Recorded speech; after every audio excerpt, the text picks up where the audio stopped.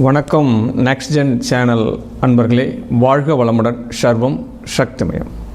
June மாதத்தினுடைய கிரக பெயர்ச்சியை முதல்ல நம்ம பார்க்க இருக்கிறோம். ஜூன் மாதத்தினுடைய கிரக சஞ்சாரத்தினுடைய மாத பலனை இப்போ நாம் பார்க்க இருக்கிறோம். ஆங்கில மாதம், தமிழ் மாதம் இரண்டு முறைகளுக்கு உண்டான உத்தேசம் என்ன அப்படின்னா, ஆங்கிலம் என்பது பிரிட்டிஷ்காரன் நம்ம நாட்டுக்கு வந்த பிறகு கணிதம் செய்யப்பட்டுடைய 24 மணி நேரத்தினுடைய கணக்கேடுகள். தமிழ் முறைமைன்றது ஆதி காலத்திலிருந்து தொன்றுதொட்டு வரக்கூடிய பஞ்சாங்க விதிகளை கடைபிடிக்கிறது. அதனால் இந்த கலியுகாதி வருஷத்தில் பெரும்பாலோர் ஆங்கில ஆண்டுகளையே கணக்கீடு பண்ணுறா. அதனால் ஆங்கிலத்தை கடைபிடிக்கிறது ஈஸியாக இருக்கக்கூடிய ஒரு விஷயத்தை தான் நம்ம ஆங்கிலத்தினுடைய விஷயத்தை நம்ம போகிற இருக்கிறோம். அதனால் இந்த ஜூன் மாதத்தினுடைய பலாபலன் என்ன அப்படின்னு பார்க்க போகிறோம். அந்த 12 ராசிக்கு முதல்ல இந்த ஜூன் மாதத்தில் இருக்கக்கூடிய கிரக பெயர்ச்சி அப்படின்றத நம்ம பார்த்துக்கலாம். அது பலன் பார்க்குறதுக்கு கொஞ்சம் உத்தேசமாக இருக்கும். ஜூன் முதல் 1/6/2024 மாலை 12 ராசிக்கு எவ்வித பலன் அமையப் போகிறது அப்படின்றத பார்க்க இருக்கிறோம்.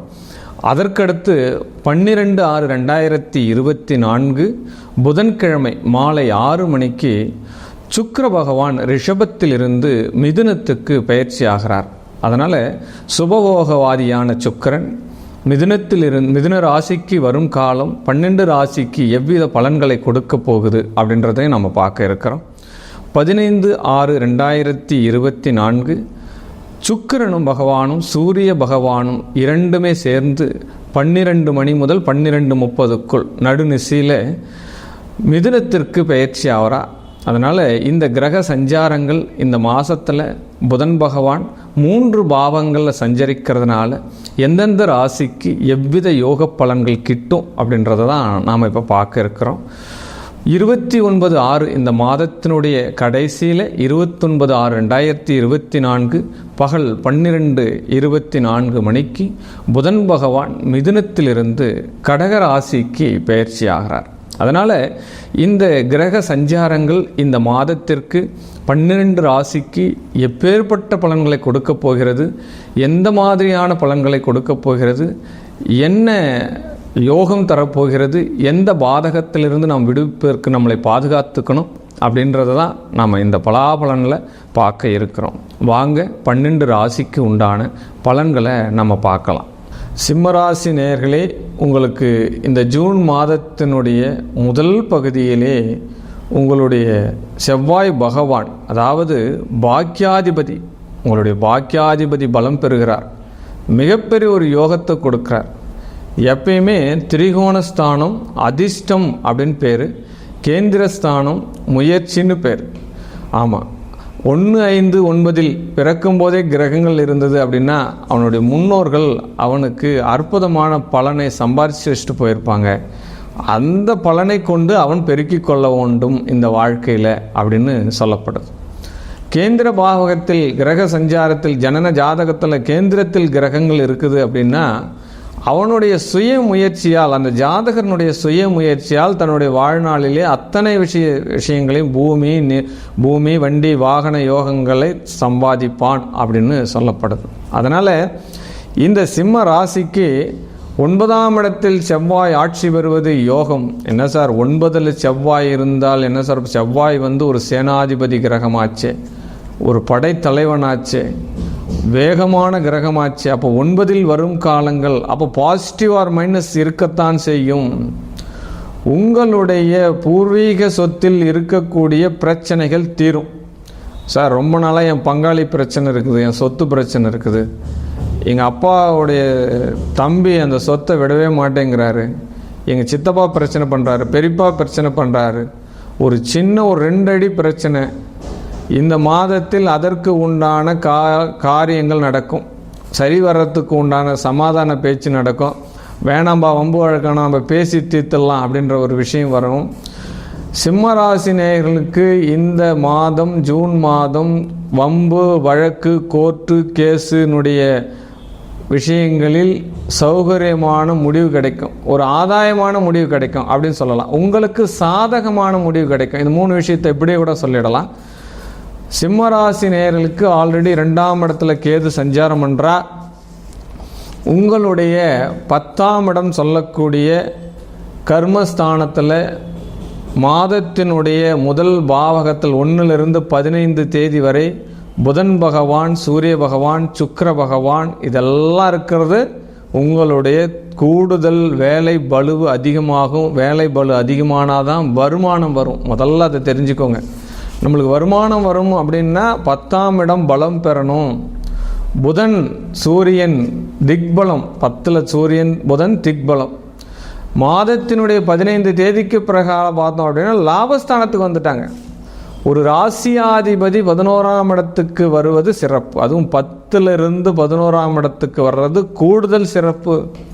ஆமாம், சென்ற மாதத்தினுடைய பாதி பகுதியிலிருந்தே உங்களுக்கு இந்த மாதம் முழுவதுமே சிறப்பாக இருக்குது. சிம்மராசி நேயர்களுக்கு இந்த மாதம் அற்புதமான பலன்களை ராசியாதிபதி சூரியன் தரார். ஆமாம், அந்த பாவகத்திலிருந்து சூரியனுடைய விசேஷ பார்வைன்னு சொல்லக்கூடிய 6-10 விடுறார். அப்போ 11ஆம் இடத்தில் பிற்பகுதியில் அமர்ந்து கொண்டு 15 தேதிக்கு மேலே உங்களுடைய சூரியன் உங்களுடைய 5ஆம் இடத்தை மாதத்தினுடைய பிற்பகுதி 15 தேதிக்கு பிறகு சூரிய பகவான் உங்களுடைய ராசியாதிபதி சூரிய பகவான் மிதுனத்திலே அமர்ந்து விருச்சிகத்தை பார்க்கிறார். விசேஷ பார்வை இது. அப்போ சிம்ம ராசிக்கு 3ஆம் இடம் பலம் பெறுது. எப்பயுமே ஒரு ஜாதகத்தில் பலம் இருக்கணும் அப்படின்னா 3ஆம் இடம் பலம் பெறணும். ஆமாம், இந்த சிம்மராசி நேயர்களினுடைய சுய முயற்சிகள் வெற்றிமாகும். என்ன நினைக்கிறீங்களோ அது காரியம் கைகூடும். உங்களுடைய காரியம் கைகூடும் மாதமாக இந்த மாதம் இருக்கும். ஏற்றமிகு மாதம் அப்படின்னு சொல்லலாம். சார் பொதுவாக சொன்னால் எப்படி சார்? நான் ஒரு சின்ன நிறுவனம் நடத்துகிறேன், நான் பெரிய நிறுவனம் நடத்துகிறேன், இப்படி எல்லாருக்கும் ஒரு ஏற்றமாக இருக்குமா? ஆமாம், பல தொழில் செய்கிறவங்க இருப்பீங்க. ஒரு தொழில் பல தொழில் செய்கிறவங்க இருக்கு. தொழில் ஸ்தானம் வெற்றி பெற்றாலே மற்ற விதம் அத்தனையுமே வெற்றி. வருமானம் வந்துட்டால் மீதி விஷயம் அத்தனையுமே நீங்கள் சாதிச்சிட போகிறீங்க. ஆமாம், வருமானம் வந்தால் ஹாப்பி ஆகிட போகிறீங்க. அப்போ 2ஆம் இடத்துல கேது உட்காந்துன்றது வருமானத்தை தடுக்குதே சார். கேது மட்டும் கிரகம் இல்லை, மீதி ஏனைய கிரகங்கள் இருக்குது. மொத்தம் 9 கிரகங்களில் ராகு கேது தவிர்த்து இன்னும் 7 கிரகங்கள் உங்களுக்கு சாதகமாக இருந்தாலே மிகப்பெரிய யோகம் தானே. ஒரு ஜாதகத்தில் 5 கிரகங்கள் அந்த ஜாதக கட்டத்தில் சாதகமாக இருந்தாலே அவன் அற்புதம், மிகப்பெரிய ஒரு பாக்கியவான் சொல்லப்படும்.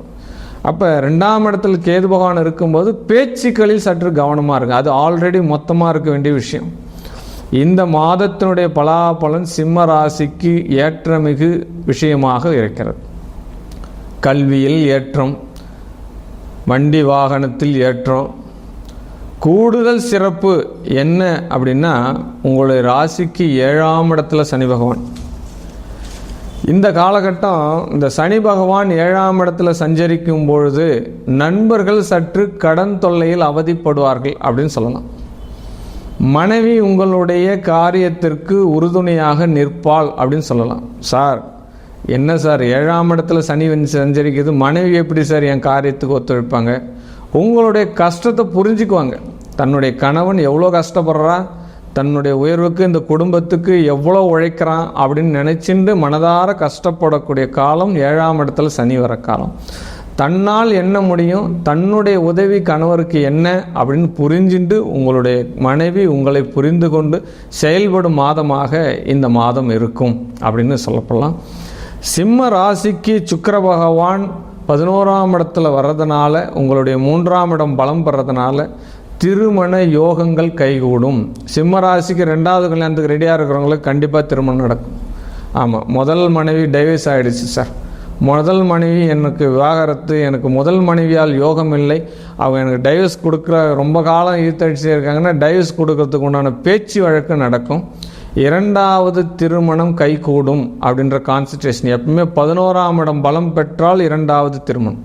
இந்த 11ஆம் இடம் வலுத்தா 2வது திருமணம். அதனால் சிம்மராசியில் உள்ள 2வது திருமணத்துக்கு உண்டான அன்பர்கள் யோகம் பெறும் காலமாக இந்த காலம். ஆமாம், சிம்மராசி நேயர்களுக்கு 8ஆம் இடத்துல ராகு பகவான் சஞ்சரிக்க. எப்பயுமே 8ஆம் இடத்துல ராகு இருக்கும்போது மிகப்பெரிய ஒரு அபிவிருத்தி உண்டு பண்ணும். ஆமாம், அப்போ தான் அந்த ஜாதகர் என்ன பண்ணுவார்னா கடன் மேலே கடன் வாங்கி நிறுவனத்தை ஆரம்பிப்பார், வீட்டை கட்டுவார், நிலம் வாங்குவார். அத்தனை விஷயங்களும் தன்னுடைய சமுதாயத்தில் தன்னுடைய அந்தஸ்தை கூட்டி கொண்டே போவார். இருந்தாலும் பின்னாடியே ஒரு சுமைகள் ஒன்று உருவாகி கொண்டே வரும். 8ல் ராகு இருக்கும்பொழுது வழக்குகளில் வெற்றி பெறுவார். ஒரு ஜாதகத்தில் லக்ன பாகத்தில் 8ஆம் இடத்துல ராகு இருந்தாலே வழக்குகள் வெற்றி. அப்போ ராசிக்கு 8ல் ராகு வரும் காலம் உங்களுடைய வழக்குகள், சொத்து பிரச்சனைகள், அதீத துன்பங்கள் நிவர்த்தி ஆவதற்கு உண்டான சாதகமான பலன்களை கொடுப்பார். ஏன்னா அந்த ராகு அமர்ந்த பாவகம் அந்த மாதிரி குருவுடைய ஸ்தான பலத்தில் அமர்ந்திருக்கு. யார் வீட்டில் இருக்காருன்றதான் இங்கே பேச்சு. ராகு 12 பாவங்கள்லேருந்து எந்த பாவகத்தில் அமைந்தால் என்ன பலனை கொடுப்பார், அதை தான் இங்கே கான்சன்ட்ரேஷனை நம்ம பேசணும். அப்போ ராகு குரு பகவானுடைய இடத்துல இருக்கும் பொழுது இந்த சிம்ம ராசிக்கு குரு பகவான் 10ஆம் கர்மஸ்தானத்தில் சஞ்சாரிக்கும் பொழுது தொழில்களை உயர்த்துவார், தன்னுடைய பெயர் புகழ் யோகங்களை கொடுப்பார். அரசியலில் இருப்பவருக்கு இப்போது யோகம் கொடுக்கும். ஆமாம், ஏன்னா 7ஆம் இடத்துல சனி.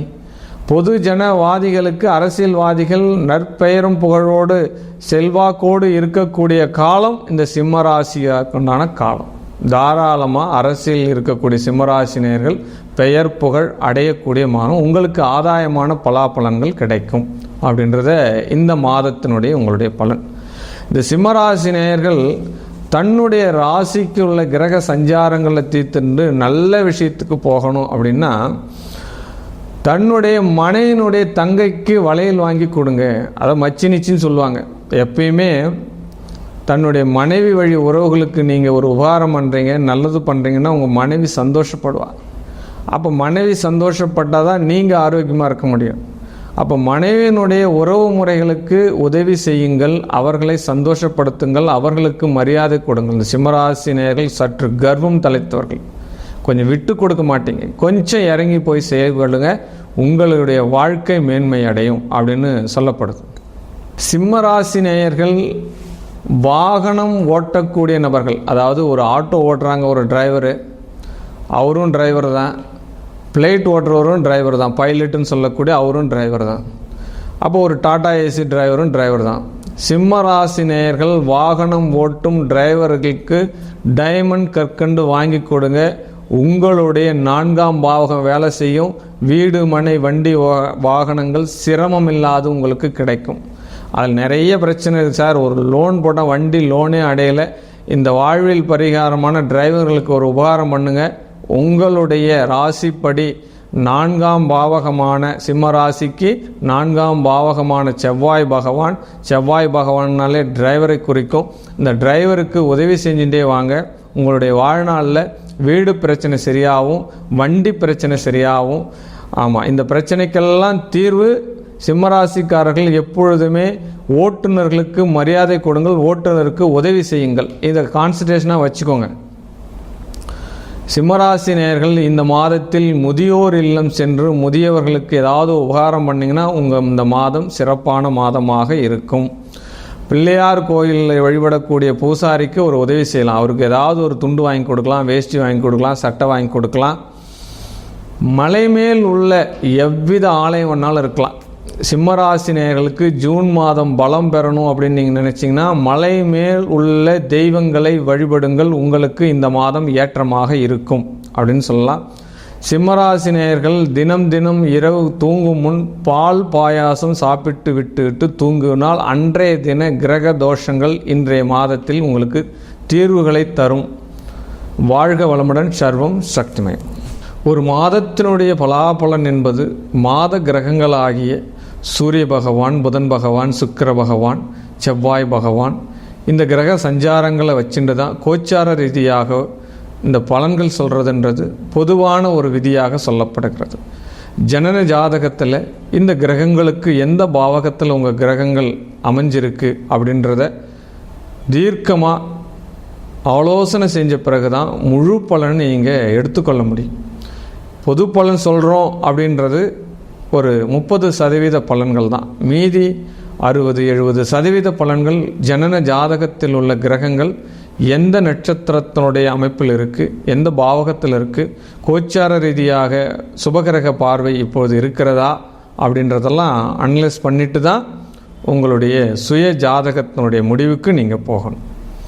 உங்களுடைய ஜாதகத்தில் நீங்கள் பார்க்கணும் அப்படின்னு நீங்கள் விரும்புகிறீங்க அப்படின்னா உங்களுடைய பெயர், பிறந்த தேதி, பிறந்த நேரம், பிறந்த இடம் இதை மட்டும் என்னுடைய தனிப்பட்ட வாட்ஸ்அப் குழுவிற்கு அனுப்பி கட்டணம் செலுத்தி உங்களுடைய ஜாதகத்தினுடைய பலாபலனை தெரிஞ்சுக்கோங்க.